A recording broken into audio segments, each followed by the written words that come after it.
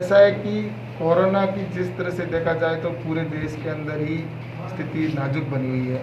और ऐसा कि आज मैं यहाँ पर बाड़मेर के हॉस्पिटल का भी निरीक्षण किया और निश्चित रूप से इस बीमारी का जो है उसकी सुविधा और इस दृष्टि से पूरा यहाँ पर निरीक्षण किया गया। और मैं सोचता हूँ कि आने वाले समय के अंदर हम सबको मिलकर इस बीमारी से निजात पाना है,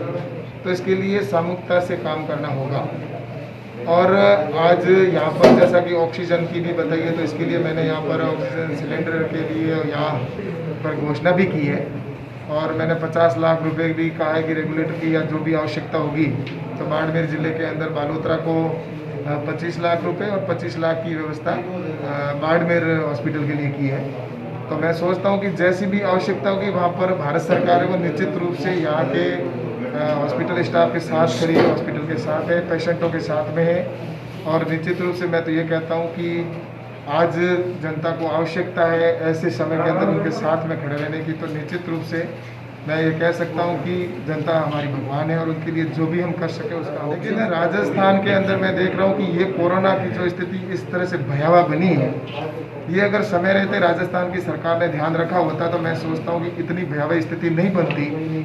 लेकिन सिर्फ राजनीति की गई और उसकी वजह से आज राजस्थान के अंदर ये भयावह स्थिति बनी है कि कोरोना के पेशेंट है वो गाँव के अंदर भी हो गए। पिछली बार ये कोरोना के पेशेंट जहाँ तक मैं सोचता हूँ कि शहरों के अंदर ही थे, लेकिन आज ये कम्युनिटी के अंदर पहुँच चुका है, गाँवों के अंदर भी पहुँच चुका है। इसके लिए जन जागरण का बहुत बड़ा काम हम सबको मिलकर करना है। और मैं तो यही कह सकता हूँ कि इस समय इस कोरोना के संकट के अंदर जिस तरह से प्रधानमंत्री माननीय नरेंद्र मोदी जी ने जहाँ ऑक्सीजन की व्यवस्था करनी थी, तो उसके लिए चाहे उसके लिए टैक्स को हटाने का विषय हो, चाहे फॉरेन से हमारे को अगर ऑक्सीजन के लाने की व्यवस्था करनी हो, तो वो सारी प्रधानमंत्री जी एक परिवार की तरह जिस तरह से खड़े होकर वो सारी व्यवस्था कर रहे हैं। और चाहे ट्रेन से ऑक्सीजन सिलेंडर के पहुंचाने की आवश्यकता हो तो उसके भी प्रयास किए जा रहे हैं। और मैं ये कह सकता हूं कि प्रधानमंत्री जी के नेतृत्व में निश्चित रूप से प्रयास किए जा रहे हैं कि इस समय देश के अंदर जिस तरह से कोरोना की महामारी फैली है उसको हम खत्म करें। इसके लिए प्रधानमंत्री जी पूर्ण रूप से निश्चित रूप से हर संभव प्रयास में लगे हुए हैं और मुझे पूरा विश्वास है कि हम सब मिलकर इस महामारी से निजात पा पाएंगे। और इसके लिए हमें मुख्य रूप से जैसा प्रधानमंत्री जी ने कहा कि 2 गज की दूरी, मास्क है जरूरी, सैनिटाइज, हाथ धोना, ये हमारे जीवन का अब हिस्सा बनाना होगा। वरना गांव के अंदर देखते हैं कि गाँव के अंदर आज स्थिति है कि कोई व्यक्ति न तो मास्क लगा के खड़ा है और ना ही वो सैनिटाइज का उपयोग कर रहा है। तो मैं सोचता हूँ कि इसके लिए स्वयं हम सबको जागरूक होने की आवश्यकता है। और साथ ही मैं सोचता हूँ कि इसके लिए जहाँ भी आवश्यकता होगी तो इसके लिए मैं स्वयं यहाँ पर हूँ। और निश्चित रूप से मैं डॉक्टर्स को भी धन्यवाद दूंगा, हमारे नर्सिंग स्टाफ को भी धन्यवाद दूंगा कि ऐसी विषम परिस्थितियों के अंदर भी वो खड़े होकर उनके साथ पेशेंट जो है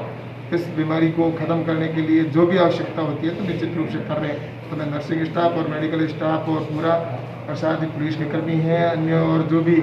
हमारे सफाई कर्मी हैं, और सबको भी मैं बहुत बहुत धन्यवाद दूँ। सर बाड़मेर के राजकीय अस्पताल में अभी जैसा कि एडीएम साहब ने बताया कि ऑक्सीजन की बहुत कमी है। हाँ, 1000 सिलेंडर रोज की खपत है और यहाँ 500 ही मिल रही है। इसको लेकर क्या केंद्र सरकार के से आप बात करेंगे या यहाँ पर जो जरूरी ऑक्सीजन है वो कितना जल्दी तक? ऐसा है कि मैं प्रारंभ से ही इसकी पूरी मॉनिटरिंग कर रहा हूँ। जहाँ भी पेशेंट्स अगर कोई एडमिट करवाने का विषय है तो भी मैंने पूरी तरह से इसकी मॉनिटरिंग की है, मुझे पूरी एक एक चीज़ की जानकारी है। और ऑक्सीजन के लिए भी मैंने निश्चित रूप से आवश्यकता जहाँ पड़ी तो प्रशासन के मैं संपर्क में हूँ और संपर्क में रहकर मैंने इसके लिए काम भी किया है। और आगे भी जहाँ भी आवश्यकता होगी